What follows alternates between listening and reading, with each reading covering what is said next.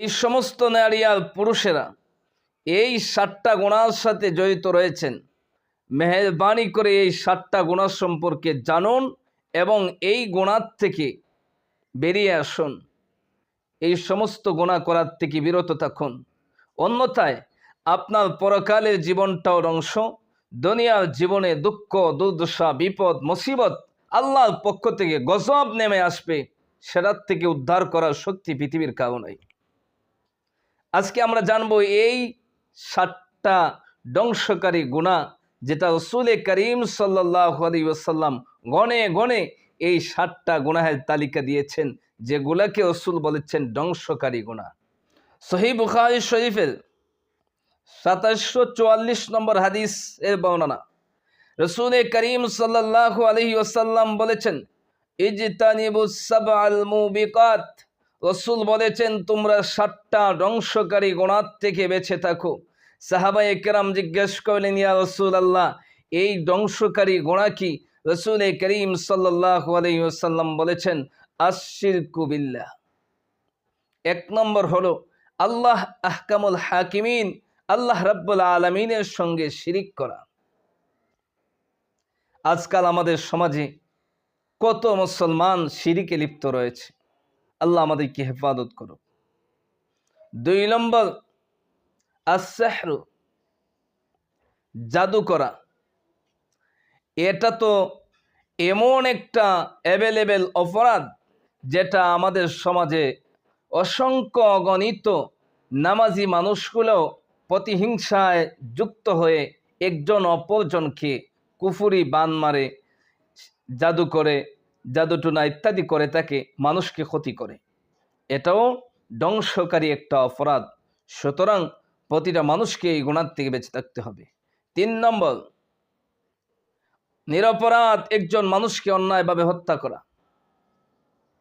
সেটা হলো ধ্বংসকারী একটা গুনাহ। 4 নম্বর, আকলুর রিবা, সুদ ভক্ষণ করা।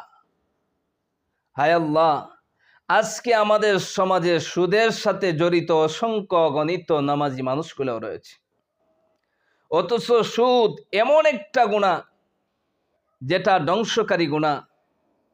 আরেকটা গুনাহ তার সমকক্ষ পাওয়া খুবই মুশকিল। সুদের ভয়াবহ শাস্তি রয়েছে। হাদিস শরীফে রাসূল করিম সাল্লাল্লাহু আলাইহি ওয়াসাল্লাম এই সুদ সম্পর্কে জাতিকে সতর্ক করেছেন। সুদ ভয়াবহ গুনাহ, যেই গুনাহে লিপ্ত থেকে আপনি হজ করেন, উমরা করেন, যত ধরনের ইবাদত করেন না কেন, একটা ইবাদতও আল্লাহর কাছে কবুল হবে না। 5 নম্বর, এতিমের মাল ভক্ষণ করা। 6 নম্বর, জিহাদের ময়দান থেকে পালিয়ে যাওয়া। 7 নম্বর,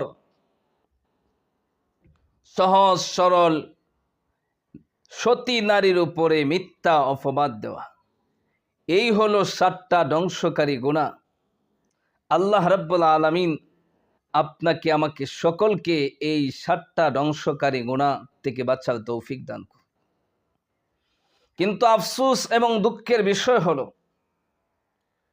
যেই 7টা ধ্বংসকারী গুনাহর তালিকা রাসূল দিয়েছেন, রাসূল বর্ণনা করেছেন, এই 7টা ধ্বংসকারী গুনাহর সাথে আমাদের সমাজের অসংখ্য গণিত শুধু বেনামাজি মানুষ নয়, বরং নামাজি মানুষেরাও যুক্ত রয়েছে। এর মধ্য থেকে যেমন সুদ, সুদের নাম পরিবর্তন করা হয়েছে। যে কোনো সিস্টেমেই হোক, আজকাল মানুষ সুদের সাথে গণহারে যুক্ত হচ্ছে। অথচ সুদ এমন একটা গুনাহ, যেই গুনাহে লিপ্ত থেকে আপনি আল্লাহ তাআলার ইবাদত করবেন, কিন্তু সেই ইবাদত কবুল হবে না। আপনি হজ করবেন, আপনার হজ কবুল হবে না। আপনি যাকাত দিবেন, আপনার যাকাত কবুল হবে না। কারণ হারামের সাথে যুক্ত থেকে ইবাদত করলে ইবাদত কবুল হয় না। কিয়ামতের দিন আল্লাহর কাছে জবাব দিতে হবে। সুদ বড় মারাত্মক গুনাহ। এরপরে 7টা ধ্বংসকারী গুনাহের মধ্যে থেকে আরেকটা হলো এতিমের মাল ভক্ষণ করা।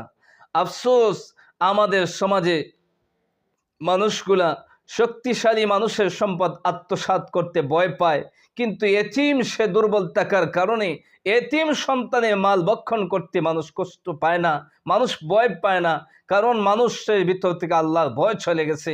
অথচ এতিমের মাল ভক্ষণ করা এটা ধ্বংসকারী গুনাহের মধ্য থেকে একটা।